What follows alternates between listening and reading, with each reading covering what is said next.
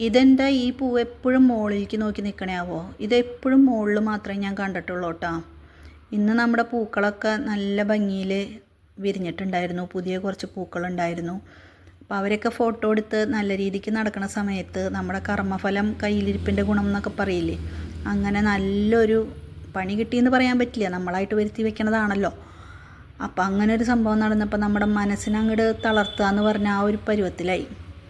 ഇതാണ് നമ്മുടെ കയ്യിലിരിപ്പിൻ്റെ ഗുണം. കണ്ട, ഇതുമ്പോൾ മുഴുവൻ മുട്ടും കായും പിടിച്ചിട്ടുണ്ട് കേട്ടോ. ഇത് ഹാൻഡ് പോളിനേഷൻ ചെയ്തിട്ട് എല്ലാതും കായ പിടിച്ച് വന്നതാണ്.